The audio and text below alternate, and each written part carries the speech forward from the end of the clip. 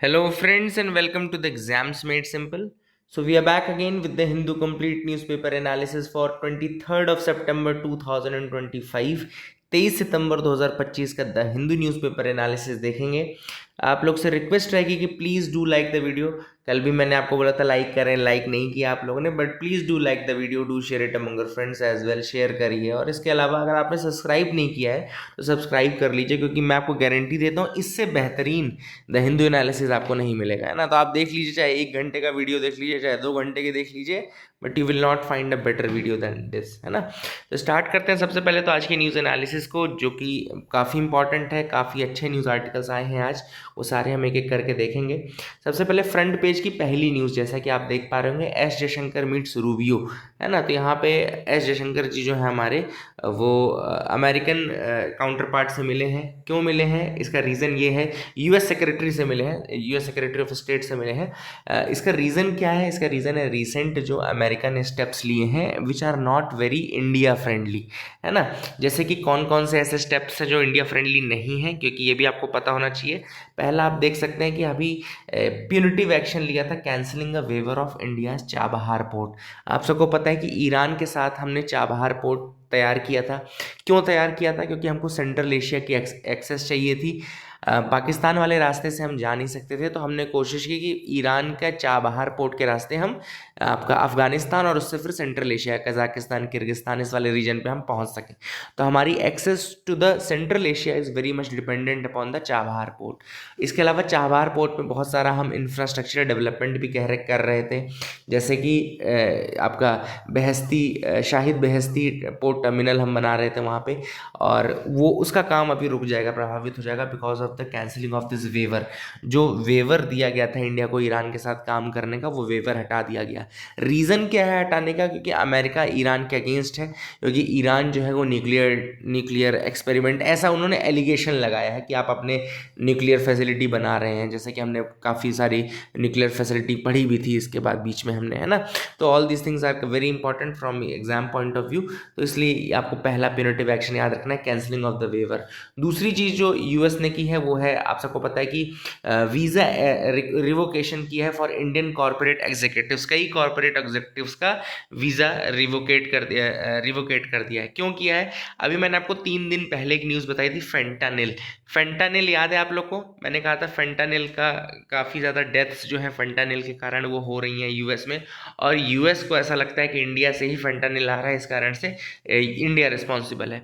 तो कई कॉर्पोरेट्स का उन्होंने वीज़ा कैंसिल कर दिया। फेंटानिल आप सबको पता होना चाहिए कि एक लेबोरेटरी मेड ओपियोइड सब्सटेंस होता है, लेबोरेटरी मेड होता है, लेबोरेटरी मेड होता है, याद रखिएगा, प्लांट बेस्ड नहीं होता है, लेबोरेटरी मेड होता है फेंटानिल, ठीक है ना। ड्रग होती है, एंड कई लोग इस ड्रग का सेवन करते हैं, यूएस में उनकी जान भी गई है ना। मैंने आपको उस दिन भी रिस्क बताया था कि फेंटानिल के क्या रिस्क हैं, क्योंकि फेंटानिल के बाद आपको तुरंत दूसरा आपको उसको नेक्सोलॉन लेना पड़ता है उसको कंट्रोल करने के लिए, बट उसमें 2-3 मिनट में ही आपकी सांस लेने की कैपेबिलिटी कई बार चली जाती है, फिर डेथ हो जाती है। इसके अलावा थर्ड स्टेप जो है यूएस ने जो लिया है वो है $1 लाख की H1B वीज़ा एप्लीकेशन फ़ी, है ना। H1B वीज़ा भी मैंने आपको एक्सप्लेन किया हुआ है कि अगर कोई यूएस का एम्प्लॉयर, यूएस बेस्ड कोई कंपनी है, अगर वो इंडिया के किसी व्यक्ति को एम्प्लॉय करना चाहती है चीप लेबर मान करके या जो भी करके, तो उनको वो फीस देनी पड़ती है, H1B वीज़ा की फ़ीस देनी पड़ती है ना। तो अगर ये फ़ीस बहुत ज़्यादा बढ़ जाएगी तो ऑब्वियस सी बात है कंपनीज हेजिटेट करेंगी बाहर की कंट्रीज़ के लोगों को एम्प्लॉय करने में, और ऑब्वियस सी बात है अमेरिकन को जॉब, लोकल्स को जॉब ज़्यादा प्रेफर करेंगे। एंड यही रीज़न है कि इंडिया की जो टेक कंपनीज़ हैं उनको काफ़ी नुकसान हो रहा है बिकॉज ऑफ दिस रीज़न, क्योंकि आउटसोर्स करके यहाँ से लोग जाते थे, काम करते थे, वो चीज़ थोड़ा सा कठिन हो जाएगी फॉर द न्यू वंस, है ना। H1B वीज़ा में हमने ये भी देखा था क्लैरिफिकेशन भी, ये केवल नए लोगों में है, पुराने वीज़ाज में एप्लीकेबल नहीं रहेगा। तो आई hope you got clarity the things which have happened अभी रिसेंटली जो हुई है, और इन्हीं के कारण जो यूएस सेक्रेटरी ऑफ स्टेट हैं मार्को रूबियो, उनसे मिलने हमारे एस जयशंकर, हालांकि एस जयशंकर जी यूएनजीए में पार्टिसिपेट करने गए, यूनाइटेड नेशन जनरल असेंबली में पार्टिसिपेट करने गए हैं, एंड उसी के पहले इन्होंने ये मीटिंग रखी। तो आई hope you got clarity regarding first news article, काफ़ी इंपॉर्टेंट न्यूज़ है ये।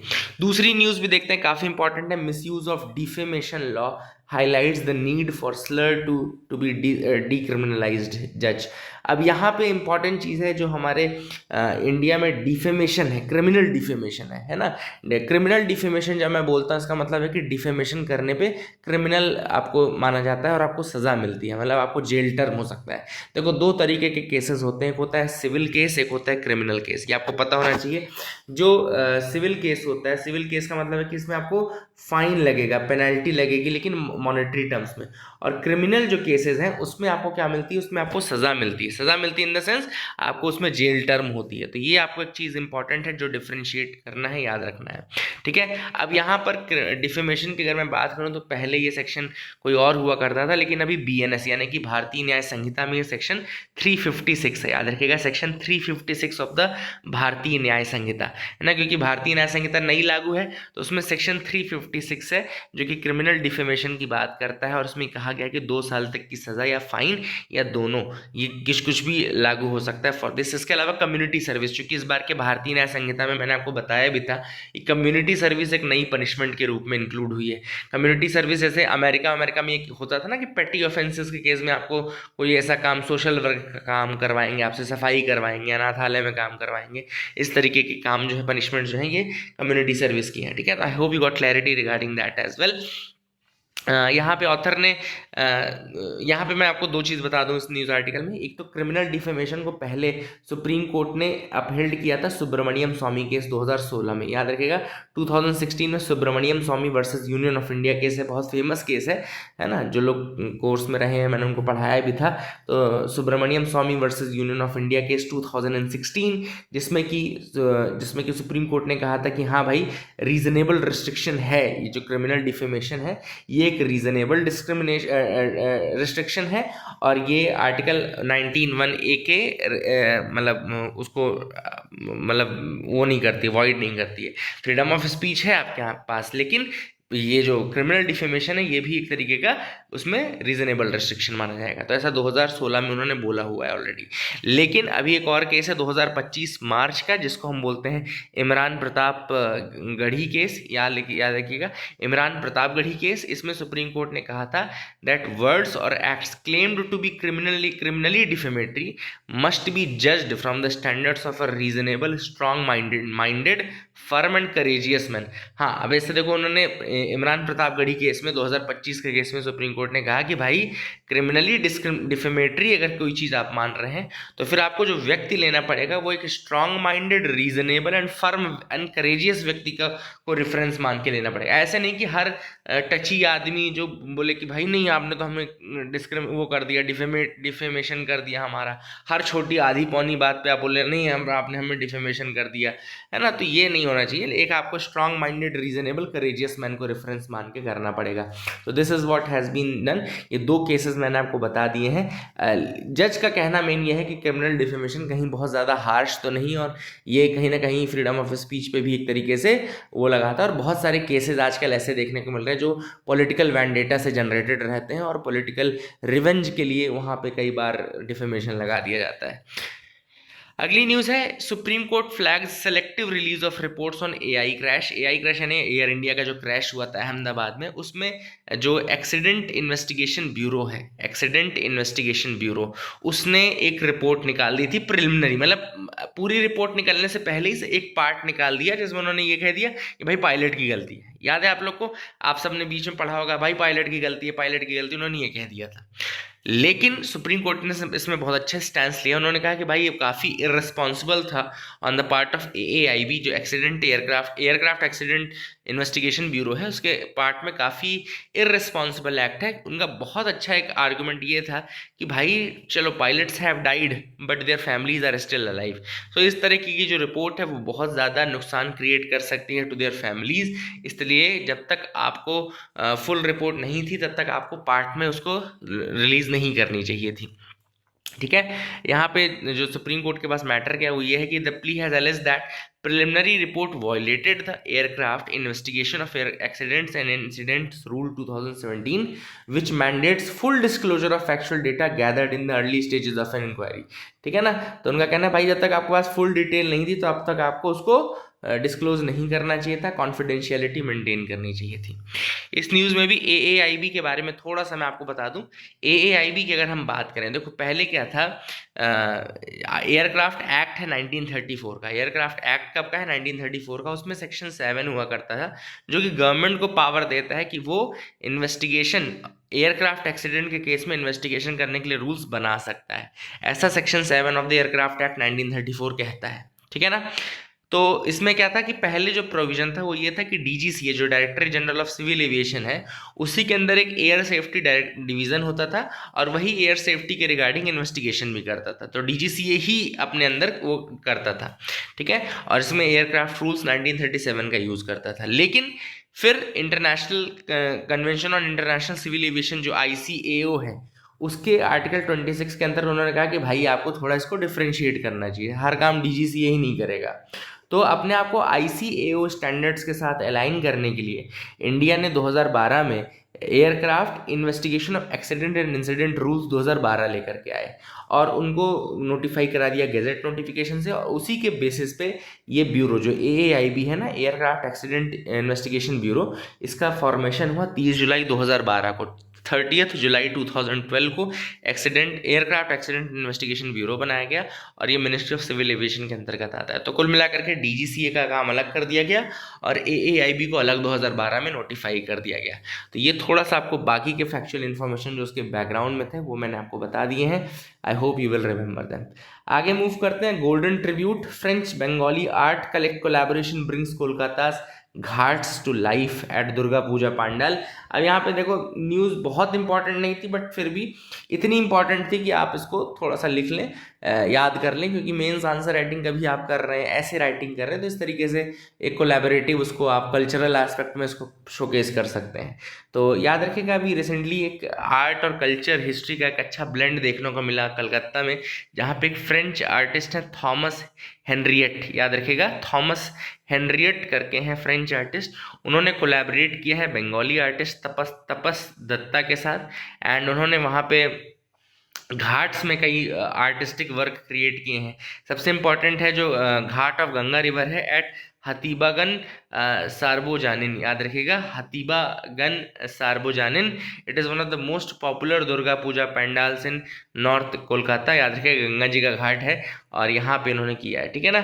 इसके अलावा बासुबती palace Bag Bazar, it's also historic site, Basubati palace in Bag Bazar, ठीक है। तो ये भी आप याद रखिएगा बासुबती पैलेस बाग बाजार, वहाँ पे भी ये काम हुआ है कुछ कुछ।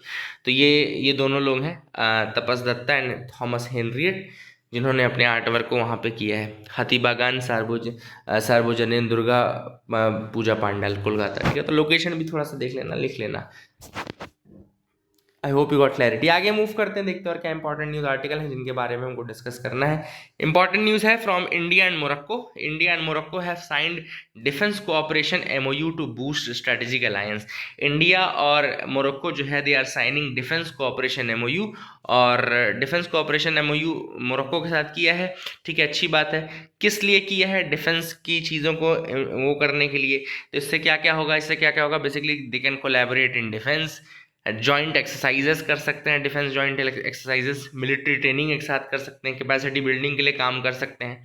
इसके अलावा MOU में ये भी मेंशन है कि काउंटर टेररिज्म के लिए काम करेंगे, मैरीटाइम सिक्योरिटी के लिए काम करेंगे, साइबर डिफेंस को इंक्रीज करेंगे, पीस कीपिंग ऑपरेशंस में कोऑपरेट करेंगे, मिलिट्री मेडिसिन, इसके अलावा एक्सपर्ट एक्सचेंजेस, ये सारी चीज़ें MOU में मेंशन है। I hope you got clarity. थोड़ा सा अभी आपको एक इसमें जो इंपॉर्टेंट चीज़ है वो ये है कि मोरक्को का मैप मैं आपको दिखा दूँ। तो ये जैसा कि आप देख पा रहे हैं, this is the map of the Morocco. Morocco की जो बॉर्डरिंग कंट्रीज हैं बहुत इंपॉर्टेंट है, आपको याद रखना है। एक तो बॉर्डरिंग कंट्री है स्पेन। अब आपको ऊपर लगेगा कि यार सर स्पेन तो टच ही नहीं कर रहा है, बट यहाँ पे आपको दो चीज़ें दिख रही होंगी। यहाँ पे एक स्यूता स्पेन दिख रहा होगा और दूसरा आपको मेलीला स्पेन दिख रहा होगा, स्यूता एंड मेलीला, है ना। अब स्यूता को क्या पढ़ते हैं मुझे नहीं पता, CEUTA स्पेलिंग लिखी, तो मैं स्यूता ही पढ़ूंगा इसको, और मेलीला इसको पढ़ूंगा स्पेन का। These are basically the overseas territory and ये स्पेन के अंतर्गत आती हैं, ठीक है ना। तो ये आपको याद रखना, दे आर बॉर्डरिंग मोरक्को, ठीक है। तो स्यूता एंड मेलीला दीज आर स्पेनिश, इसलिए स्पेन को हम बॉर्डर मानते हैं। बहुत इंपॉर्टेंट एक फिजिकल फीचर है मोरक्को में, जो कि हम एटलस माउंटेन्स को बोलते हैं। एटलस माउंटेन्स है ना, अफ्रीका के टॉप वाला पोर्शन है, तो अफ्रीका में ही आता है चूंकि एटलस माउंटेन। तो Atlas mountain, anti Atlas mountain, both are there Morocco के वाले पार्ट में। इसके अलावा मोरक्को का बॉर्डर अल्जीरिया से भी टच करता है, बहुत फेमस बॉर्डर है इसका अल्जीरिया से, जो ईस्टर्न बॉर्डर है। इसके अलावा वेस्टर्न सहारा है ना, western Sahara which is occupied by Morocco, तो western Sahara region is also there. ठीक है, बाकी वाटर बॉडी में अटलांटिक ओशन आपको दिख रहा होगा, मेडिटेरेनियन सी आपको दिख ही रहा होगा, और इधर साइड आपको मतलब इसके बगल में ही कैनेरी आइलैंड्स भी दिख रहा होगा, वो भी स्पेनिश है कैनेरी आइलैंड। तो ये भी आपको ये चीज़ें आप देख सकते हो। ठीक है, मोरक्को की कैपिटल क्या है, तो Rabat, RABAT, Rabat is the capital of Morocco. तो ये वाली चीज़ भी आप याद रख सकते हैं। I hope you got clarity regarding that as well, ये भी समझ में आ गया होगा आपको। आगे मूव करते हैं, देखते हैं और क्या इंपॉर्टेंट न्यूज़ आर्टिकल है। ठीक है, तो you can move ahead with me, बिल्कुल आप मेरे साथ आगे बढ़ लीजिए। मैंने बताया ना कि जो भी मैं पढ़ा रहा हूँ उससे अलावा आपको कुछ नहीं पढ़ना है। हाँ, बस लाइक करिए, शेयर करें, इतना आप अगर अपनी तरफ से कर सकते हैं। हाइप वाइप जो भी होता है, बेल आइकॉन प्रेस कर दें, वो कर लें, सब्सक्राइब कर लें चैनल को, इतनी सारी चीज़ें, ये मेहरबानी होगी। आगे मूव करते हैं। 54 vessels are being built for navy, 10 to join the fleet this year. अब ये बहुत इंपॉर्टेंट चीज़ है, इंडियन नेवी का मॉडर्नाइजेशन और अपग्रेड चल रहा है, प्लस इंडियनाइजेशन चल रहा है। दो चीज़ें हो रही है, एक मॉडर्नाइजेशन हो रहा है, दूसरा इंडियनाइजेशन हो रहा है। इंडियनाइजेशन मतलब कि हमारा जो मेक इन इंडिया कंटेंट है वो बढ़ रहा है। इसके अलावा आत्मनिर्भरता का जो हमारा वो है, मतलब जुमला तो नहीं बोलूँगा, लेकिन वो अच्छी चीज़ है आत्मनिर्भरता, सेल्फ रिलायंस के लिए हम जा रहे हैं, तो वो भी काफ़ी बढ़ रहा है। The Indian navy is undertaking the largest ever ship building programme, जहाँ 54 vessels currently under various stages of construction है।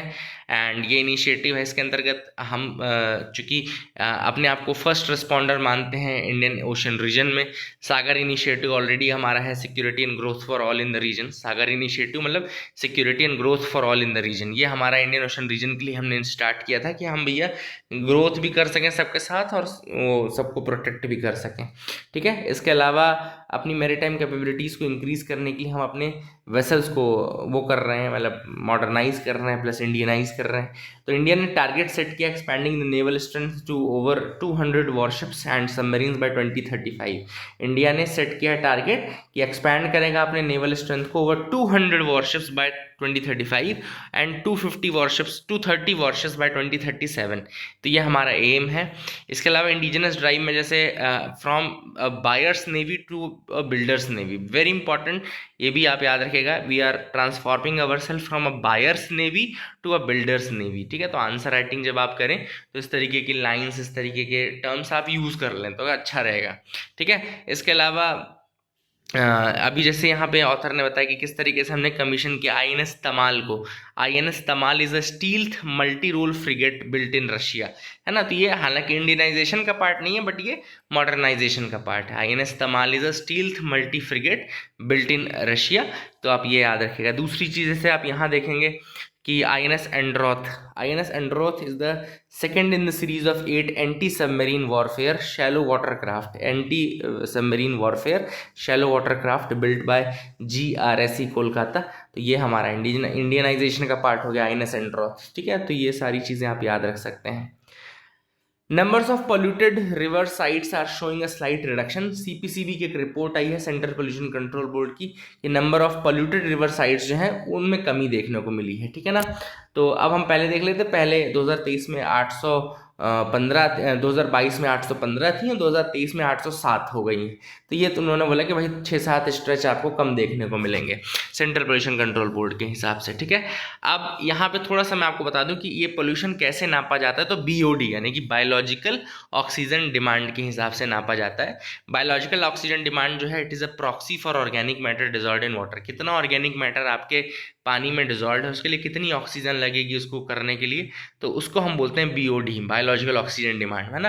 मतलब कितनी ऑक्सीजन रिक्वायर्ड है फॉर द ऑर्गेनिक मैटर्स। तो जितना ज़्यादा ऑर्गेनिक मैटर होगा उतना ज़्यादा BOD होगा, है ना। इसका मतलब है कि अगर ज़्यादा BOD है तो आपकी रिवर ज़्यादा पॉल्यूटेड है, अगर BOD कम है तो रिवर कम पॉल्यूटेड है। ठीक है, तो अब BOD ग्रेटर देन 3 मिलीग्राम्स पर लीटर, 3 मिलीग्राम पर लीटर से ज़्यादा अगर BOD है तो it indicates rising pollution. And इसको अनफिट माना जाता है फॉर बादिंग एंड ऑल, है ना, नहाने के लिए भी अनफिट माना जाता है अगर 1 लीटर में 3 मिलीग्राम से ज़्यादा BOD आ रही है तो। अब याद रखिएगा कि 2 कंटिन्यूस लोकेशंस जो होती हैं जहाँ पे ये क्राइटेरिया एक्सीड कर रहा होता है, मतलब बीओडी का क्राइटेरिया अगर दो कंटिन्यूस स्ट्रेचेस में, रिवर के दो कंटिन्यूस स्ट्रेचेस में अगर ये बीओडी वाला क्राइटेरिया एक्सीड कर रहा है तो उसको हम बोलते हैं पोल्यूटेड रिवर स्ट्रेच, पीआरएस बोलते हैं, ठीक है ना। एक सिंगल रिवर के दो कंटिन्यूस लोकेशंस में अगर ये क्राइटेरिया एक्सीड हो रहा है तो उसको हम क्या बोलते हैं, पोल्यूटेड रिवर स्ट्रेच, ठीक है ना। तो अगर सबसे अधिक पोल्यूटेड रिवर स्ट्रेच देखे जाए तो महाराष्ट्र में होंगे, फिर उसके बाद केरला में थे, फिर मध्य प्रदेश में थे, ऐसा सीपीसीबी की रिपोर्ट कहती है, ठीक है। इसके अलावा अगर बीओडी 30 मिलीग्राम पर लीटर से ज़्यादा है तो उसको हम फिर प्रायोरिटी 1 मानते हैं, मतलब कि सबसे मोस्ट पोल्यूटेड मानते हैं अगर 30 मिलीग्राम पर लीटर से ज़्यादा है, ठीक है। तो ये सारी चीज़ें आप याद रख सकते हैं। बाकी सीपीसीबी के बारे में अगर आप पूछो तो मैं बता दूं, सीपीसीबी जो है it is a principal institution in India for preventing and controlling water and air pollution. इसका एस्टैब्लिशमेंट 1974 में हुआ था under the water prevention and control of pollution act 1974, ठीक है ना। बाद में इसके अंदर एयर पोल्यूशन को भी इंक्लूड किया गया 1981 में, air prevention and control of pollution act 1981 के अंतर्गत। It functions as a statutory body जो कि ministry of environment, forest and climate change के अंतर्गत आती है।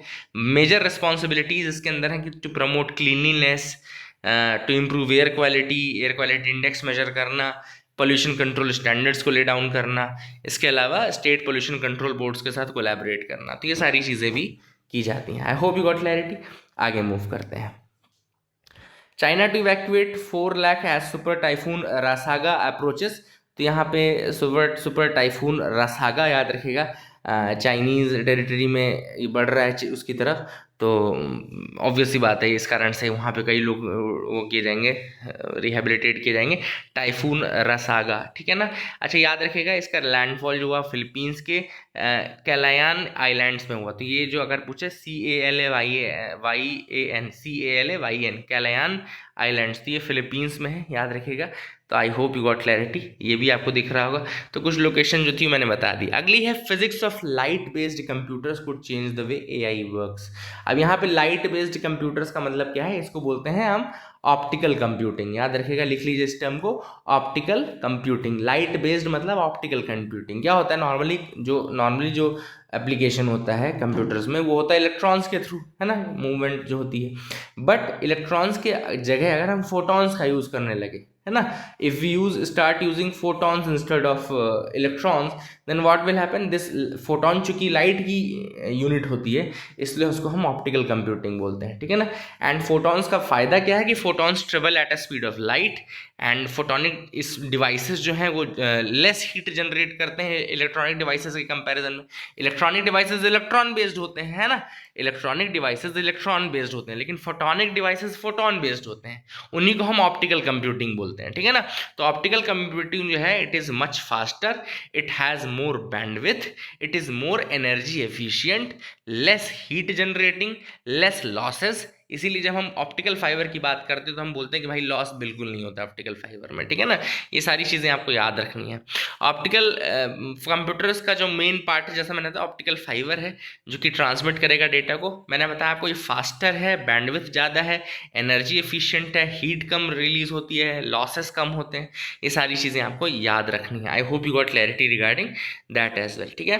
तो इसके लिए एक मैकेनिज्म भी है जिसको हम ELM बोलते हैं, एक्सट्रीम लर्निंग मशीन, ठीक है ना। AI मॉडल डेवलप किया जा रहा है इसी को स्टडी के लिए। रिसर्चर्स जो है वो फोकस कर रहे हैं एक नए AI मॉडल पे जिसको हम बोलते हैं एक्सट्रीम लर्निंग मशीन, ELM। जैसे LLM मॉडल्स आपने पढ़ा होगा ना, AI मशीन के लिए हम LLM पढ़ते हैं, है ना। तो LLM मॉडल्स होते हैं, वैसे ELM मॉडल भी है, एक्सट्रीम लर्निंग मशीन, ठीक है। तो यहाँ पे ट्रेडिशनल कंप्यूटर चिप का यूज़ नहीं किया जाता, यहाँ पे वे physical properties of light travelling through optical fibres का यूज़ किया जाता है ना, मतलब जो फिजिकल प्रॉपर्टीज़ हैं लाइट की उसका इस्तेमाल किया जाता है इस ELM मॉडल में, एक्सट्रीम लर्निंग मशीन में, ठीक है। तो ELM बेसिकली एक तरीके का न्यूरल नेटवर्क है which is fast and simple, ठीक है, fast and simple. It has only one hidden layer between the input and the output. याद रखिएगा, इनपुट और आउटपुट के बीच में केवल एक हिडन लेयर रहती है इसमें। एंड ELM बेसिकली बहुत ज़्यादा फास्ट मैकेनिज्म है in comparison to LLM and all, ठीक है। तो ये छोटी सी चीज़ मैंने आपको बताई, बहुत ज़्यादा चीज़ें मैं इस डिटेल में नहीं जा रहा हूँ, लेकिन हाँ, ऑप्टिकल कंप्यूटिंग क्या होता है और ELM क्या है, ये दोनों मैंने आपको बता दिया कि किस तरीके से फोटोन का यूज़ करके या लाइट की प्रॉपर्टीज़ का यूज़ करके AI को थोड़ा और फास्ट और ज़्यादा एफिशिएंट बनाने की कोशिश की जा रही है। एडिटोरियल पार्ट पे आते हैं। एडिटोरियल है पीएचसी डॉक्टर्स के रिगार्डिंग, बहुत ही अच्छा आर्टिकल है, प्राइमरी हेल्थ केयर के ऊपर है। थोड़ा सा मैं इसमें पीछे जाऊंगा, बैक जाऊंगा, let me go back here. मैंने इसको ऑलरेडी नोट्स में लिख रखा है तो मैं वहां से आपको दिखा देता हूँ। इस एडिटोरियल में बेसिकली है सबसे पहले जो प्राइमरी हेल्थ केयर है उसके डॉक्टर्स का रोल। आप सबको पता है कि इंडिया का जो पब्लिक हेल्थ सिस्टम है उसका फाउंडेशन जो है वो पीएचसीज में लाई करता है ना, क्योंकि ये छोटी जगहों पे होते हैं, गाँवों में होते हैं, रूरल एरियाज में होते हैं प्राइमरी हेल्थ केयर सेंटर्स, और ये बहुत इंपॉर्टेंट होते हैं। प्राइमरी हेल्थ केयर में doctors, planners, coordinators, leaders rural communities के लिए रहते हैं and basically very diverse population को ये हैंडल करते हैं, याद रखेगा। And they reflect equitable access, community involvement, intersectoral coordination, pragmatic technology, है ना। इसमें देख लो पॉपुलेशन का क्राइटेरिया क्या है, 30,000 इन रूरल एरियाज, 20,000 हिली tribal areas and 50,000 in urban areas. ठीक है, अब सबसे पहले अगर हम देखें तो रिस्पॉन्सिबिलिटीज़ क्या क्या होती हैं, तो सिर्फ क्लिनिकल केयर नहीं है, मतलब कि सिर्फ डॉक्टरी जांच और ये सब नहीं लिमिटेड है पीएचसीज के लिए। ये बेचारे इम्यूनाइजेशन कैंपेन करते हैं, डोर टू डोर सर्वे करते हैं, वेक्टर कंट्रोल प्रोग्राम्स ऑपरेट करते हैं, they manage school health programmes also. इसके अलावा आउटब्रेक्स के केस में ये एजुकेशनल सेशंस करते हैं, ग्राम सभा को अटेंड करते हैं, आशा वर्कर्स को ट्रेनिंग करते हैं, मेंटर देते हैं, जो ऑक्सिलरी नर्सेज मिडवाइफ्स होती हैं उनको ट्रेनिंग देते हैं, विलेज हेल्थ वर्कर्स के साथ काम करते हैं, रिव्यू मीटिंग्स करते हैं, ऑडिट करते हैं, link between national health policy and rural communities ये एस्टैब्लिश होती है इनके द्वारा ही, है ना। तो काफ़ी इंपॉर्टेंट है। इनके ऊपर बहुत बड़ा क्लिनिकल लोड भी है। अगर हम एक पीएचसी के डॉक्टर को देखें तो लगभग 100 से ज़्यादा आउट पेशेंट डेली देखता है वो, ठीक है। और अगर एंटीनेटल डेज चल रहे हैं तो 100 से ज़्यादा प्रेग्नेंट वुमेन्स विजिट कर सकते हैं एक पीएचसी को। तो आप देख सकते हैं बहुत ज़्यादा मल्टी स्पेशलिटीज़ की रिक्वायरमेंट होती है, चाहे न्यूबॉर्न हो या फिर जेरियाट्रिक्स मतलब 60 साल से ऊपर के जो लोग हैं, तो चाहे ट्रॉमा हो, चाहे इमरजेंसी केस हो, हर में पीएचसीज को कहीं ना कहीं पूरा एक तरीके से हॉस्पिटल ही फेस करना पड़ता है। तो they have to balance compassion with efficiency. इसके अलावा पीएचसी के डॉक्टर्स को बहुत ज़्यादा काम इसलिए भी क्योंकि जो भी डिजिटाइजेशन का एस्पेक्ट है वो भी कहीं ना कहीं उन्हीं को हैंडल करना पड़ता है ना। डिजिटाइजेशन का एस्पेक्ट भी, तो सेकेंड शिफ्ट भी उनकी बेचारों के एडमिनिस्ट्रेशन में लग जाती है, पेपर वर्क में, हैंडलिंग में, डिजिटल उसमें सेकेंड शिफ्ट भी उनका उसी में लग जाता है। तो ऑथर ने वही कहा कि हमको एक मतलब उनका जो स्ट्रेस है, जो बर्नआउट है, जो एग्जॉशन है, जो डिटैचमेंट है, उसको कम करने के लिए हमको उनकी हेल्प करनी चाहिए और कुछ पॉलिसीज ऐसी बनानी चाहिए कि हम उनको सपोर्ट दें। उनके एक तो नंबर्स इंक्रीज करो ताकि उनके ऊपर ओवरलोड ना हो, मैन पावर उनको प्रॉपर प्रोवाइड करो, टेक्निकल ट्रेनिंग दो दूसरे स्टाफ को ताकि वो दूसरा शिफ्ट का काम कर सकें, ये सारी चीज़ें करनी चाहिए। इसके अलावा हमको जो रजिस्टर्स रिडंडेंट है, मतलब जिनका कोई काम नहीं है, वो एलिमिनेट करो, फालतू भरने का, पेपर वर्क का काम नहीं है ना। ऑटोमेशन जहाँ पॉसिबल है वो ऑटोमेशन कर दो, ठीक है। नॉन क्लिनिकल टास्क को डेलीगेट करें दूसरे लोगों पे, ठीक है, और that is something. And streamline the documentation. Global model अपना सकते हैं, जैसे यूएस में 25/5 कैंपेन है which aims to reduce clinical documentation by 75% by 2025। तो 25/5 कैंपेन है जिसमें उन्होंने कहा कि 2025 तक 75% से ज़्यादा डॉक्यूमेंटेशन जो है वो रिड्यूस कर दिया जाएगा, डॉक्यूमेंटेशन टाइम को, ठीक है। तो हमको भी कुछ इसी तरीके के गोल्स अपनाने की आवश्यकता है। SDG 3 जो है वो हेल्थ फॉर ऑल है। अगर हम SDG 3 को पूरा करना चाहते हैं तो कहीं ना कहीं प्राइमरी हेल्थ केयर की बहुत ज़्यादा नीड होगी, और अगर प्राइमरी हेल्थ केयर को हम अच्छा चलाना चाहते हैं तो यहाँ के डॉक्टर्स को बहुत ही अच्छा रखने की हमको ज़रूरत है।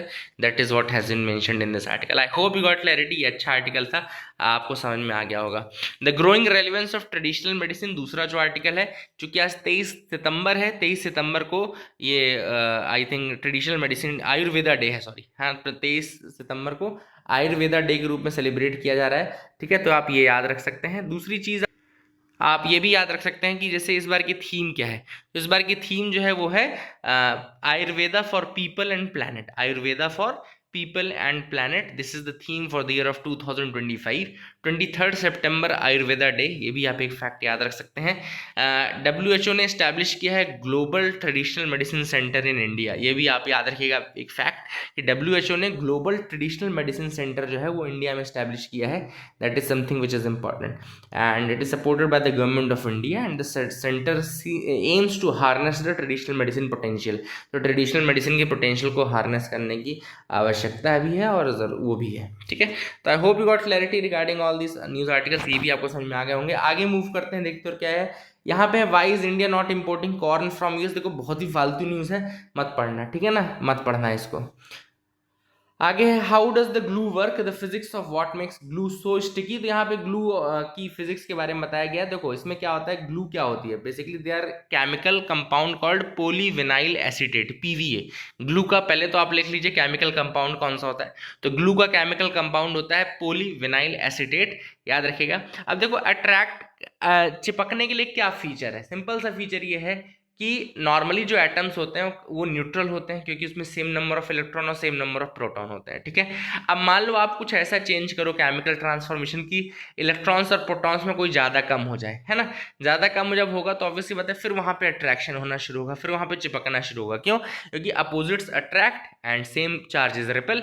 जब पॉजिटिव एंड नेगेटिव के अपोजिट चार्जेस को आप ज़्यादा कम कर दोगे ना, तो वहाँ पे फिर आपको स्टिकीनेस मिलना शुरू हो जाएगी, ठीक है। तो सेम फीचर ग्लू में भी यूज़ होता है। अब आप बोलेंगे सर अगर ग्लू में यूज़ होता है तो ग्लू अपने आप में क्यों नहीं चिपक जाती पूरी, है ना, वो चिपकती है। तो उसको बचाने के लिए मैं आपको बता रहा हूँ क्या किया जाता है, पानी डाला जाता है। जो आपको ग्लू लिक्विडी दिखती है ना, तो अंदर पानी रहता है, ठीक है। तो मैन्युफैक्चर करने के लिए पीवीए में उसको स्विमिंग उसमें लाया जाता है, पानी लाया जाता है, ताकि वो एक दूसरे से अट्रैक्ट ना हो जाए।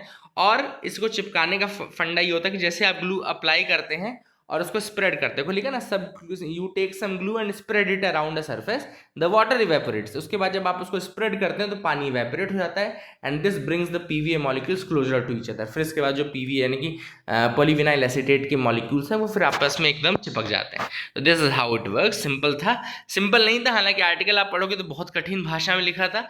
मैंने सिंपल इसमें 3-4 चीज़ें निकाल के आपको बताया ताकि आपको फीचर भी याद रहे, तरीका भी याद रहे। Russia will stick to nuclear arms limit for 1 more year। तो आप सबको पता है न्यू स्टार्ट ट्रीटी के बारे में, देखो लिखा ना न्यू स्टार्ट ट्रीटी। तो ये न्यू स्टार्ट ट्रीटी क्या है मैं बताता हूँ।